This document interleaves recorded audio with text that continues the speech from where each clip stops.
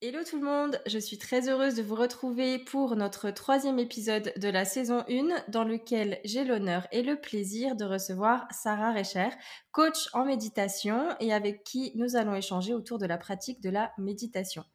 Bonjour Sarah, merci d'être avec nous.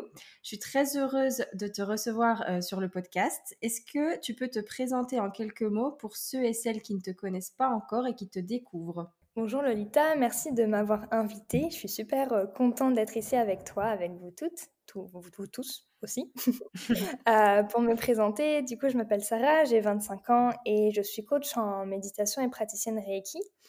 Praticienne Reiki depuis maintenant 2 ans et coach en méditation depuis septembre dernier. Donc assez récent, mais très riche. C'est mon métier passion. Donc tous les matins, je me lève avec le sourire et je sais que je peux donner un peu de douceur à ce monde. Donc c'est juste extraordinaire. Que vous dire d'autre? C'est toujours la question, Ouais. présente-toi. Je ne sais jamais trop quoi dire. Bah écoute, c'est déjà très bien. Et on ressent bien ta belle énergie à travers tout ce que tu partages et tu amènes beaucoup de douceur à notre monde. Donc c'est réussi. Alors il y a une question qui me semble vraiment essentielle pour qu'on démarre sur le sujet de la méditation, c'est qu'est-ce que la méditation et qu'est-ce que ce n'est pas? Parce qu'il y a beaucoup d'idées reçues. Donc est-ce que tu peux un peu éclaircir ce point-là? Oui, pas de souci. C'est une question effectivement que j'ai tout le temps. Qu'est-ce que c'est la méditation? C'est une question que j'ai beaucoup. Du coup, la méditation, ce n'est pas égoïste, ce n'est pas, forcément spirituel, ce n'est pas, faire partie d'une secte et être perché. C'est des retours que j'ai, hein, je n'invente rien. Ok. La méditation, c'est vraiment un moment qu'on a pour soi. Donc ça peut être pour les bienfaits physiques parce qu'on permet à notre corps de se relâcher, de lâcher le stress. Ça peut être Mhm. aussi pour les bienfaits plutôt émotionnels. Dans ce cas-là, du coup, introspection et on va aller accueillir et recentrer un petit peu tout ce qui se passe en nous. Et après, spirituel pour développer tout ce qui est intuition, etc. Donc la méditation, c'est un outil extraordinaire qui permet de se connecter à soi, à ses émotions, à son corps, à son esprit, qui permet d'avoir beaucoup plus de gratitude et d'avoir un mindset plus positif aussi, euh, Mhm. de lâcher prise sur ce qu'on ne peut pas contrôler, d'être plus tolérant, ouvert d'esprit. Donc la méditation, c'est tout ça, c'est l'amour, c'est la compassion, l'empathie, la connexion à soi, mais aussi aux autres, à la nature. Et ce n'est surtout pas égoïste, bien au contraire. Et encore une fois, ce n'est pas faire partie d'une secte ou ou s'échapper de la réalité. Bien au contraire, c'est vraiment s'approprier sa réalité, sa propre réalité. Mhm. Et il y a aussi cette idée reçue que la méditation, ça permet vraiment de stopper toutes les pensées alors que c'est pas vraiment le but, tu Pas du confirmes? tout, pas du tout. C'est vrai que je ne l'ai pas mentionné, mais beaucoup de personnes pensent, et c'est la société, je pense, qui veut ça aussi, hein, mais j'entends beaucoup que la méditation, c'est ne pas avoir de pensée. Et on vient me voir en me disant, Sarah, comment je fais pour ne plus avoir de pensée? Et en fait, la méditation, ce n'est pas du tout ça. C'est vraiment prendre conscience qu'on a des pensées, on est humain, donc c'est normal d'avoir des émotions, d'avoir des pensées. Mais l'objet de la méditation, c'est de revenir sur son objet de visualisation ou de méditation. Ça peut être la respiration, ça peut être une couleur, ça peut être un mantra, ça peut être tout un tas de choses. C'est vraiment le fait de revenir sur son objet de concentration, sur son objet focus, à chaque fois. À chaque fois qu'on sent qu'on est un petit peu envahi par toutes ces pensées, c'est revenir sur l'instant présent, sur l'objet de méditation. Et ce n'est vraiment pas ne plus avoir de pensées, mais les accueillir et les appréhender. Ouais, c'est ça. Et oui, d'ailleurs, moi, quand je médite, c'est vrai que j'aime beaucoup m'ancrer avec la respiration. Ça me permet vraiment de revenir à l'instant présent. Mais il y a plein d'autres façons, comme tu l'as dit. Et quand est-ce que tu as découvert la méditation et comment ça s'est un peu passé ta première séance? C'était quand? C'est une bonne question. Alors, la toute première fois que j'ai médité, c'était en 2016. Je faisais un stage en Thaïlande pendant 3 mois. Ma tutrice de stage était est très spirituelle et tous les matins, je me souviens, à 10 heures du matin, on prenait notre petit thé au jasmin et on parlait, spiritualité, méditation et développement personnel et c'est un peu elle qui m'a lancée, en fait, dans ce cheminement-là. J'étais avec quelqu'un pendant longtemps à ce moment-là, je me posais beaucoup de questions sur mon couple et le fait d'être à l'étranger m'a vraiment permis de sortir de ma zone de confort, de ma bulle et je me suis rendu compte de plein de choses et c'est en discutant avec elle qu'elle me dit: «Mais Sarah, tu devrais essayer, le body scan.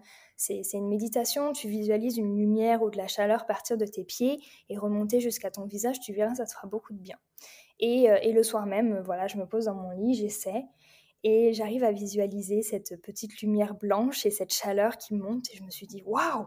Mais c'est fou!» Mais je ressens et tout, enfin, j'étais vraiment super excitée pendant la méditation, dans ma tête, en fait, c'est comme si que je dansais, tu vois? En me disant: «Mais ça y est, j'ai réussi», tu vois? Je vois quelque chose et à certaines parties de mon corps, je ne voyais rien, il y a rien qui se passait.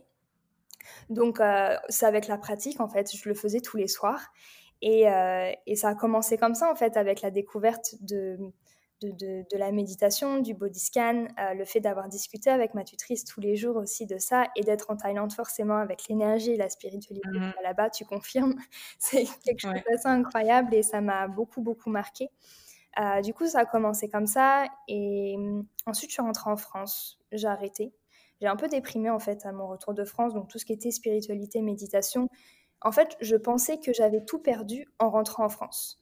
J'avais vraiment, quand j'étais en Thaïlande, j'avais vraiment ce sentiment de quand je vais rentrer en France, tout ce que j'ai appris, tout ce que j'ai compris, je vais l'oublier et je vais le perdre en revenant en France. Et en fait, non, pas du tout, mais je me suis mis un peu de limites quand je suis rentrée. Et puis bah, après, au fil du temps, tu te recentres sur toi et tu te rends compte que la méditation, ça devient en fait nécessaire et tu en as besoin. Et donc du coup, j'ai repris avec la respiration. Et puis, il y a des expériences de vie qui font que je me suis tournée vers les médecines alternatives, la sophrologie. Et du coup, depuis, je médite tous les jours. C'est un non négociable. OK. Bah, du coup, oui, j'allais te demander si tu méditais tous les jours et c'est oui.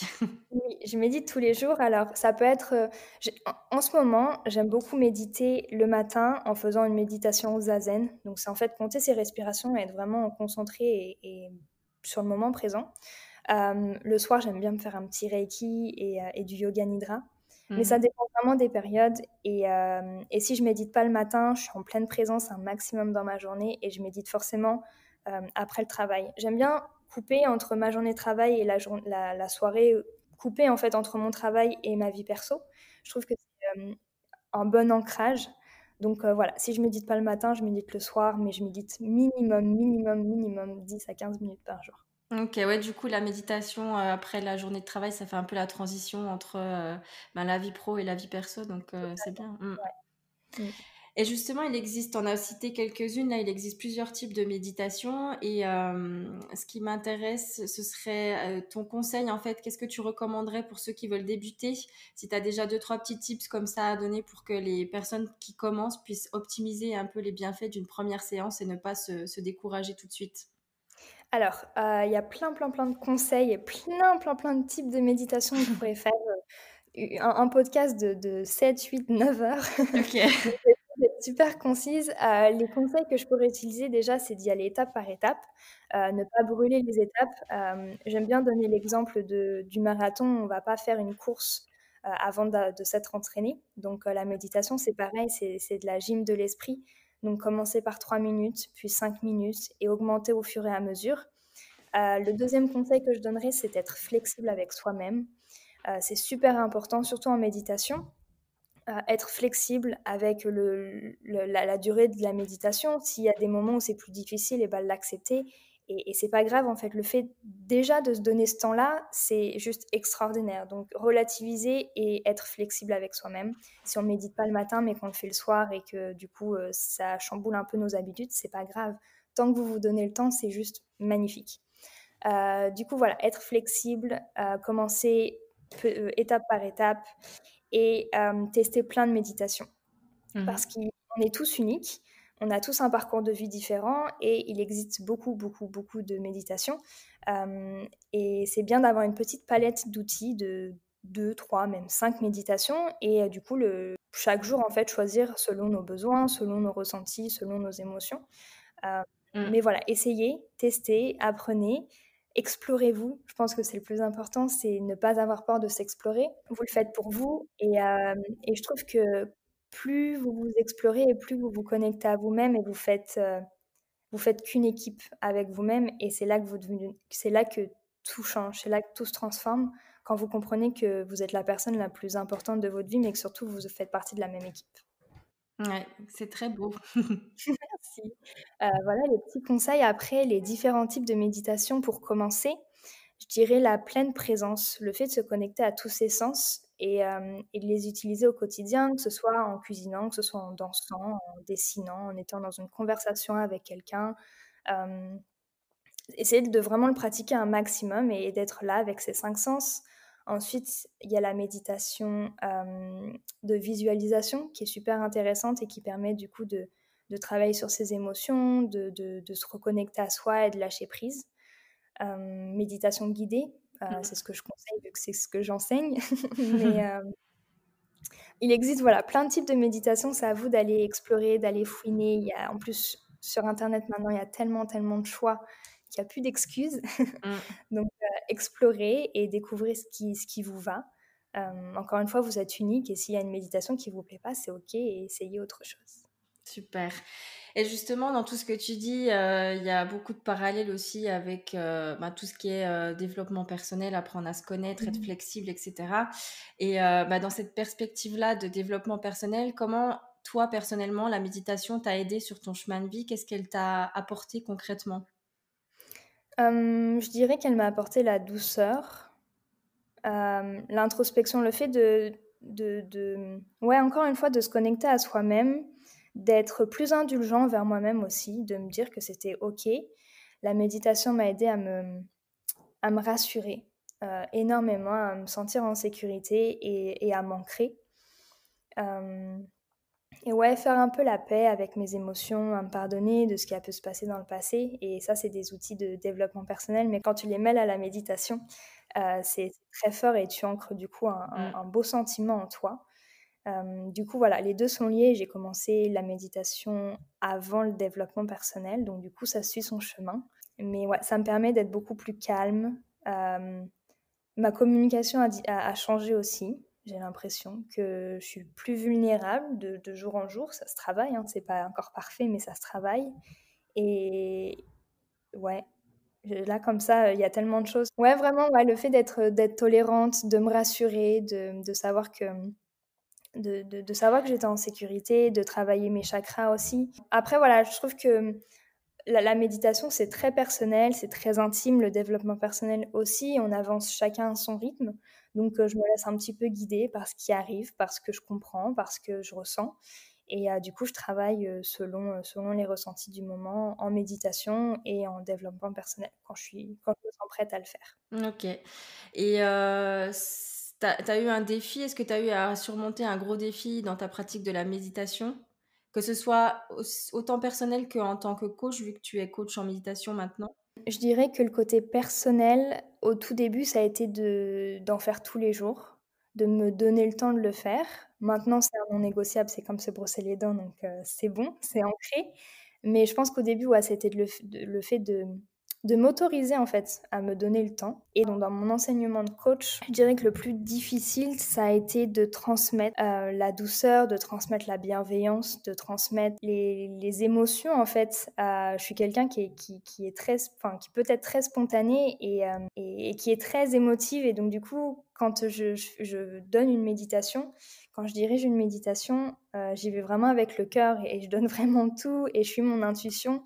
Et j'ai envie que ça aide les gens et j'avais vraiment envie au début et j'avais peur qu'ils ressentent pas ça, ils ressentent pas l'amour que j'ai envie de leur donner, ils ressentent pas le fait de savoir que tout était possible. Mais voilà, c'est avec la pratique, c'est en essayant, en apprenant, en refaisant, en déconstruisant, en reconstruisant et on va au fur et à mesure. La pratique, il y a que ça de vrai, dans tous les domaines.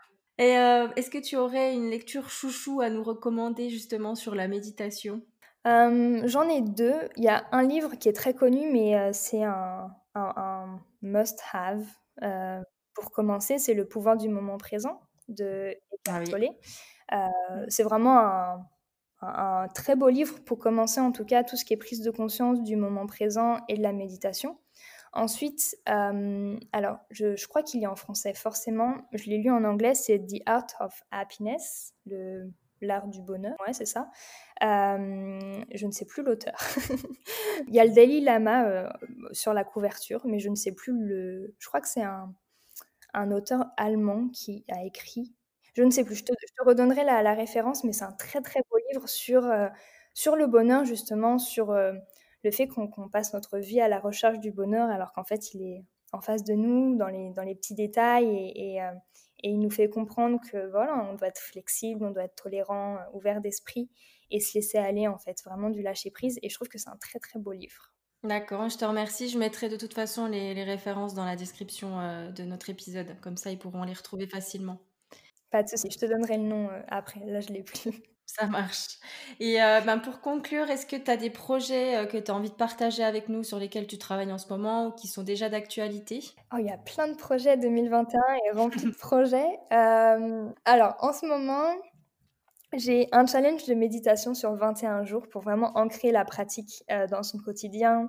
J'ai un programme de méditation aussi qui est basé sur les chakras. Et à partir de cette semaine, d'ailleurs, il y aura un live par mois. Donc, petite nouveauté, et ça, c'est cool. Ça permet de passer du moment avec mes membres, avec mes clients, et ça, c'est juste extraordinaire. Et je suis en train de prévoir, j'ai des classes de méditation toutes les semaines, et je suis en train de l'améliorer et de faire évoluer, en fait, les classes de méditation. J'en dis pas plus, je garde un petit peu la surprise, je tease, mais je suis en train voilà, de préparer quelque chose d'assez génial, même pas assez, c'est juste extraordinaire, euh, pour tous ceux et celles qui veulent pratiquer la méditation au quotidien. Donc voilà, plein de beaux projets, plein de formations aussi cette année. Donc l'année de l'entrepreneuriat, c'est 2021. Super. Bah, de toute façon, je partagerai ton compte et ton site internet, comme ça ils pourront facilement retrouver les informations. Et je ne peux que vous recommander, Sarah, pour commencer la méditation. Et même si vous en faites depuis longtemps, vraiment, j'adore tes méditations de toute façon. Donc, je suis pas très objective, mais en même temps, si je suis objective, je sais que c'est très qualitatif tout ce que tu fais et avec beaucoup d'amour et ça se ressent énormément. Merci, ça me touche beaucoup, beaucoup. Ouais, avec grand plaisir. Merci pour tout ce que tu fais et merci d'avoir été avec moi pour ce petit épisode. Ça m'a fait très plaisir de t'avoir en invité. Donc, je te remercie infiniment. Merci à toi. Et puis plein de courage et de good vibes et tout ce qu'il faut pour cette belle année qui va être riche en projets et en entrepreneuriat. Oui, pour toi aussi. Merci On entend beaucoup. plein de choses. Gros bisous. Gros bisous, à bientôt.